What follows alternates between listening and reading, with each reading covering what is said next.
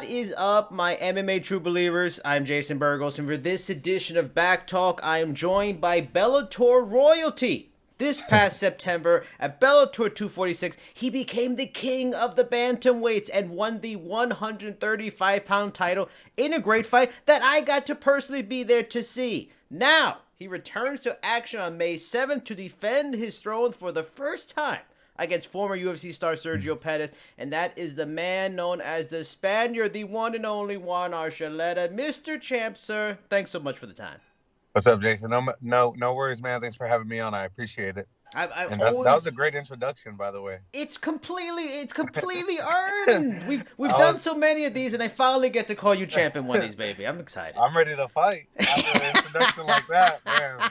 That was better than Bruce Buffer. Thank you. I tried. Now, a lot of questions. So first, does life change when you have the gold? Are fan comments, the love, is it different? Is it worse, maybe? Is the respect from within the MMA community among your fellow fighters, is that different? And does going into a camp as the champ, as the division standard bearer, does it make this camp feel different in certain ways than other camps? Well, you have to reset your goals and almost hit like a reset button after you win a world title. I've won a couple of them now and defended all of them that I've had. And, something that was passed down to me, some great knowledge from Dwayne Ludwig and Joe Stevenson and, guys like TJ Dillashaw was like, now that you're a champ, you got to realize every fight is a world title fight. Like, you're fighting for a world title fight. So don't lose track of that. You got to, if you want to keep it, right? Some people, they get it and then they enjoy the luxuries of being a champ, know, and the being, again, and I would always reinstate this, winning the title isn't just my goal. It's like being the best martial artist that I could possibly be is what I'm striving to do. And so, when you set your goals that high and expect high expectations for yourself, you keep training and it brings you to the gym every day. But I'm not gonna lie, it has been nice being the champ. It does add some me, I like taking my belt out and letting people hold it and experience it, because when I was a kid, I always wondered what it would be like to hold a belt and to share that experience with people and for them to actually hold it and realize and how heavy it is and just be like, man, this is a world championship belt. Like, this is real. Like, can you imagine holding like a Super Bowl trophy or like the Stanley Cup or the NBA Finals trophy? Like, people get to hold that and experience it, and just to see the passion and the experience that they share from it and the motivation they get from it is awesome. Is there ever a time, though, when you're giving somebody the belt and they hold it too long and it's like, whoa, don't hold on to the champ's belt too long? Or at least they smart enough to know, let me not piss off the champ, this man could kill me. Yeah, I think that's what they think. But, I let people put it on, wear it, hold it, like, bathe it, like, do whatever because it has energy, it has really good energy. And that's something that it lets off. And when you see that, people, they tell me, you're crazy for, like, taking that thing out. You should put it in a case or something. It's like, what's the difference between, dust on a shelf and dust from someone's fingers? I'd rather have someone's finger dust on it than the dust on a shelf, So just because people could experience the energy and realize, hey, you could win this too. You're holding it, like, if you put your time and your effort into whatever your world title is, go out and go conquer it. And it's good too, because especially for kids, they're gonna remember that for the rest of life. Like, I remember getting autographs from like baseball players when I was a kid, so that's a real meaningful thing. But the brand new Bellator rankings are now out, and you were voted on by a panel of mixed martial arts journalists as the 5th best fighter in all of Bellator, even above Douglas Lima. So many fighters have told me they don't really care about rankings, or they only really care when they get high up in the rankings. Does getting that spot mean something to you, or would it mean more if it was, say, voted on by fighters instead of journalists? Yeah, being top 5, I mean, journalists, they spend day in and day out studying fighters and really educating themselves, on what fighters, what they bring to each fight. And that's what's cool about Bellator, because it's voted by guys that are in the media that get to experience fight by fight and get to change the rankings of like last week, we seen some in my division, some things changed. Like Magomedov went from 5 to 4 and Gallagher drops, or it might have been vice versa or whatever it was.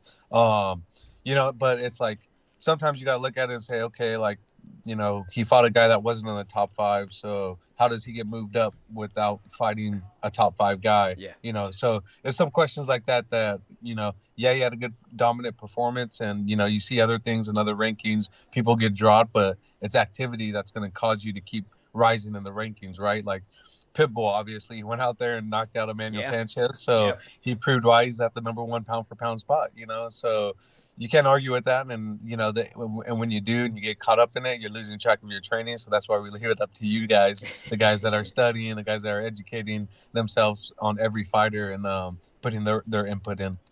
So it's cool to see. On a technical level, just like straight up skill for skill, where does Sergio Pettis rank among your previous opponents like Patricio and stuff like that? And why is he or why is he not like the most talented guy you face so far? Yeah, I think Pettis, he definitely has a lot he's bringing to the table. He's young as far as age-wise. I believe he's still in his 20s, but he's a veteran in the sport. He's been fighting since he was 18 years old, I believe, or 19 years old in the UFC, and has that experience, has that journeyman output, that he's put in at a young age. And now he's considered to me as a journeyman because he's been through the biggest fights in his career. And for me, like, he's fighting for a world title. This is a real chance for him to make a stamp on his career. And so he's definitely, dangerous and poised and looking to keep building his name and his resume off me. So it makes it dangerous, a very dangerous fighter for me. Like when I fought Pitbull, he was just defending his title, and trying to snap an 18-fight win streak, which he did. So that's what he had to look forward to. Now Pettis is opposite. He has a different hunger, which is winning his first big promotion world title. And, I'm going to be challenged and definitely get the best of Sergio Pettis that night. Does it make you look at things differently? Like, because now you know what he's in that position. Like you just mentioned, he's the challenger. You know that position. But now, as the champion, you see things from the way Patricio saw it looking at you. Does it change your perspective? And it does it, make you look at him differently than, say, if this wasn't a title fight? Like, do you understand the drive that's in him to try to achieve something he's been working for his whole life? Absolutely. And that's what this dome I'm actually in kind of helps me reiterate. It's a Sono Dome, and it kind of puts me back into places where I first began the sport. And it's visualizing that and constantly reminding myself how hungry I was and, driving miles and miles. And because there's definitely a difference between someone that's hungry, that's never won a world title, between someone that's, defending a world title. And I don't want to be the person that's defending the world title. I want to be the person that's fighting for a world title. Okay. This fight is fascinating because you made your name being a champion in multiple weight classes before you got to Bellator, and the bulk of your Bellator run was often at featherweight. Yet here you are, bantamweight champion. Sergio made his name in the UFC as a flyweight, yet here he is fighting for a Bellator 135-pound title. This awesome matchup is happening in this weird, unique bantamweight middle space sort of. So people may wonder about physical advantages one may have over the other. Maybe as a longtime flyweight, people may think Sergio is the faster guy. Having fought up at lightweights, they may think you are the stronger guy. What are your thoughts on those kind of theories? Is there some truth to that since you guys are meeting from different perspectives in the middle? That's what's the best thing about martial art is you find people who want to be true martial artists and challenge themselves. It's a challenge for me to drop down to 135, just as much as it is a challenge for him to gain the weight and be a 135er. But when that's all said and done, we both step on the scale and we weigh 135 or under. Now it's going to see who has the better martial artist, who's the better martial artist that night. Like who's going to put the technical skills together to dictate their game plan or be able to adjust their game plan to finish out winning that round or winning that position and possibly looking for an opening to finish the fight. Has the process, now you've done it, I think 3 times now, I think this may be the 4th time in Bellator at least, has the process to make that weight cut gotten easier, or it's as you get older it just is always going to be a hard thing, you just got to deal with it? Pretty much every weight class is hard for me to make because I'm making sure that every weight class I'm as strong as I could possibly be. So, if it's 145, 155, 135, I'm lifting to that exact weight class, and that's what I leave up to my coach, Calavita. Yeah. He does a great job of mapping it out because, being a professional athlete, it's hard to juggle so many balls at once. And him and my wife get together, and they come out with a game plan to deal with my weight cut, where they put food in front of me, they put my fluids in front of me that I need to drink, and my supplementation, and they said, okay, this is what you're taking. Don't worry about it, we got that. You just make sure you're working out. And and it is tough, like not eating extra, and there's times I do slip up and have to put it in a little more road work in order to get it down. But when the body's hungry, it's hungry. When was the last time you slipped up, and what was it on? Is it something us regular people eat, or it was just like a bad food but still healthy for an athlete food? Well, let's give last night, for instance. I lifted heavy yesterday, and then I went and finished my rounds with Brian Ortega. Ooh. And he has a lot of energy right now because he was on a 2-week disappearance to rejuvenate his body. So he comes in tomorrow just high strung and like full of energy, which is cool to see. And then I'm like, oh man, so I had to put out a little more than I wanted to at the night session. I come home and I'm like, man, I'm hungry. So I ate extra grain-free granola, which is like still super healthy for people, but like it's something I shouldn't have ate. But it's like, what are you gonna do? Yeah. People I'm like hungry. Regular people are gonna be like, oh, I thought he was gonna say a donut or something like that. Grain whatever. Grain-free granola. No. My wife's like, stop eating. And I'm like, I'm sorry, I'm just hungry. Now, on the same night as your fight, there's a major bout in the division between Patrick Mix and James Gallagher. What are your thoughts on that fight? And do you lean one way or the other in terms of who you think is gonna win that fight? Man, I think it's an awesome matchup. Yeah. Even like when I originally didn't have the belt and I wanted to fight Sergio, I thought Patchy and Gallagher, if they didn't give the title fight to Patchy, would be a good, anticipation fight. Even if I didn't get the world title fight, for those two to fight, because they both bring a great dynamic of grappling into MMA. Yeah. And I think it's going to be whoever. It's going to be definitely a chess match. It's who educated themselves more on the striking level, which I think James did a great job of seeking out James Krause and seeking his style, because James Krause is a great coach on being able to mix the grappling and the striking together.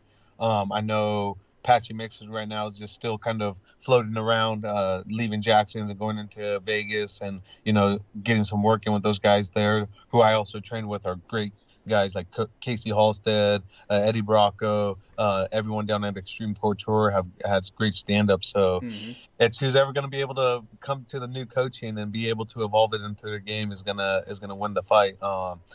If I had to choose, man, just because I have the experience with Patchy, I haven't been able to roll or be able to train with Gallagher or compete against him live. I know how durable Patchy is, and his heart is, and I know they both have. I'm not saying one has lack of the other, but being in there with Patchy and experiencing his technical game and his heart and everything, I think he gets it done.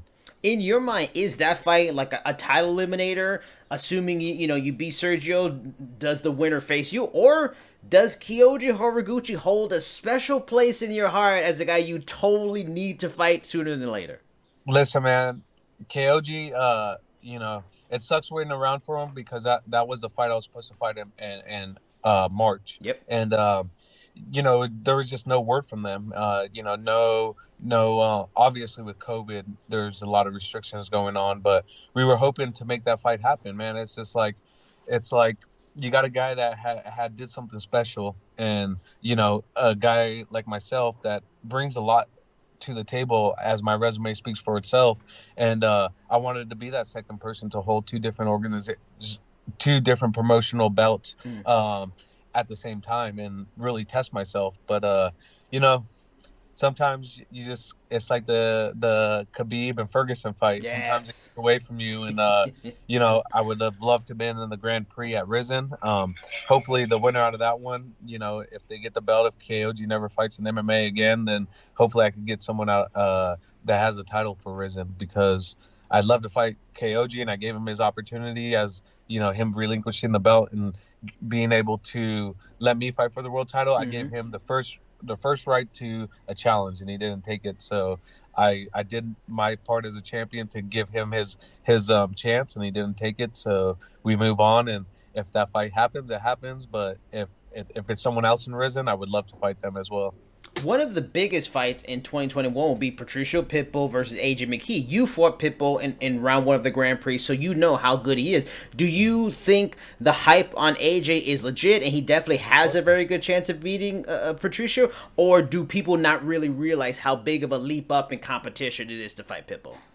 No, I think now everyone knows that AJ is for real. I've trained with AJ. He is for real. And he's very dynamic. He's very elusive. Poised, I'm not sure, because there are some times that he's an entertainer, right? He loves to go out and entertain, and that could cost you, right? It definitely cost me in the fight with him.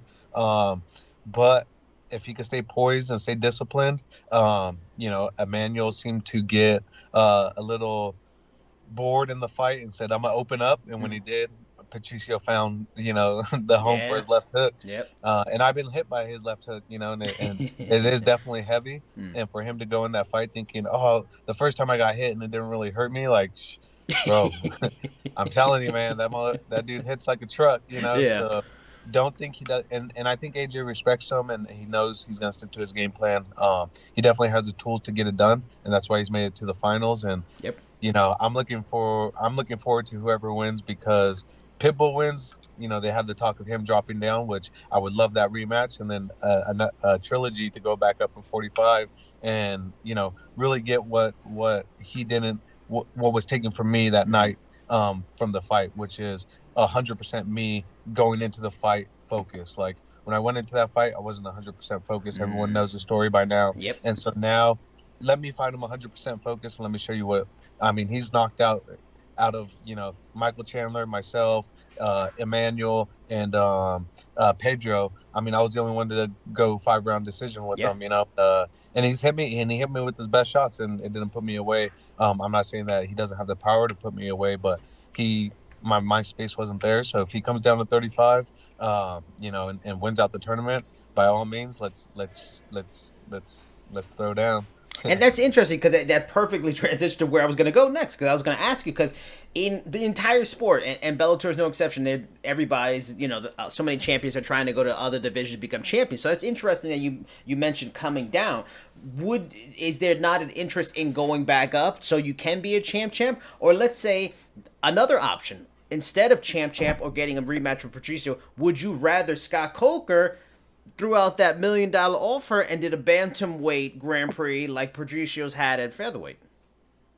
Well, I think that just ties me down a little bit right now, and I'm in this business to make money. They got guys on my card that are making 3 times more than I'm making as a champion that are fighting on my undercard, and if they want me to be tied down to a tournament, then we're gonna have to sit at the table again, because I just feel like it's unfair a little bit, but it is what it is. I signed a contract that, put me in a deficit, being a champion. I think our sport's making good enough money now where, if you're a champion of a sport, you deserve to make $1 million a fight. Just said and done, being a champion, they say, oh, well, your promotion, your following, Listen, I'm not a promoter. If you want me to do my job and go in there and fight, I'll do it. But if you're going to pay me promotion money and say my following's weak, then pay me more money so I could be my own promoter, So that's what's a little bit frustrating, is like, well, you got, your following and this and that. It's like, well, you're the fucking promoter, what do you want me to do, So, yeah, you want me to train, you want me to promote, you want me to sell tickets, you want me to do this, do that. Okay, well, pay me the money to do it, and I'll do it. I'll take, like Conor McGregor. You give him the money to go out and promote. He's going to go out there and get in people's faces. He's going to promote the fight. It just goes to show that how they treat their champions. It's not kosher everywhere you go. Is that something? And two questions. Is that something you have heard directly from Bellator, or at least people in Bellator, like, oh, you're not building enough of yourself outside? And 2, are you still locked in, including the clause that adds fight for a champion for still a lot more fights before you even get the opportunity to renegotiate? Yeah, obviously winning a championship automatically adds 3 fights to your contract, right? And You know, that's what's tough for fighters like myself that have had. I took my time in coming up in the sport. I was 18-1 before I signed with Bellator, and then they tell you, "Oh, well, you know, you were on the lower scene." Well, yeah, I took my time getting Yeah, into you the sport. You developed. know, it's just like Michael Chandler. People complaining about him getting a title fight in the UFC. It's like, no, he's taking his time. He did what he needed to Yeah. do to develop to fight a top 10 guy Yep. who he just Yeah. dismantled, and then go in there and like, all right, who else wants to fight? No one. Okay, well, let me fight for the title. Like, boom, now he went from 250,000 followers straight to 1 million followers because of their marketing machine. You Yeah. know, it just shows how advanced they are in being able to push someone.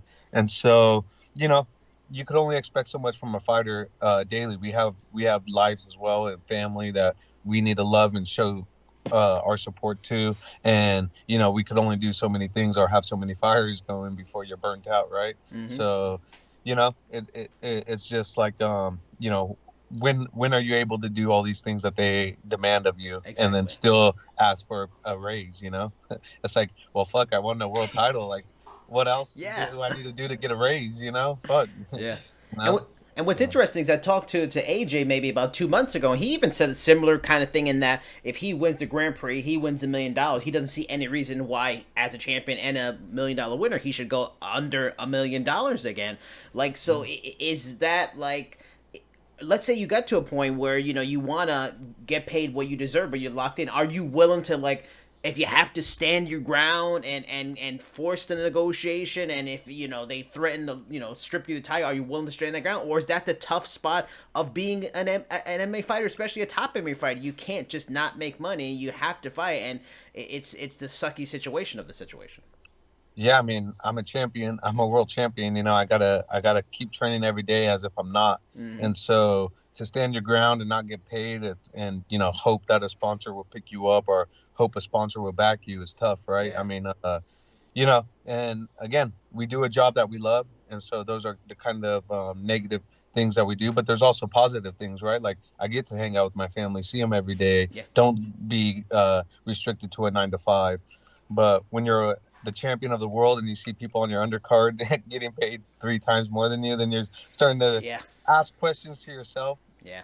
You know, 4 or 5 weeks out before your fight, you're like, man, these guys are bragging about how much money they're making, and you're just scratching your head like, oh fuck, Yeah. like they're on my undercard and they're getting paid that much. Like, okay, that's cool, I guess. I mean, fuck, If you you enjoyed know. this edition of Jason Burgos' Back Talk, you can follow and subscribe on YouTube, Google Podcasts, Spotify, Amazon Music, Player FM, and many more podcast formats.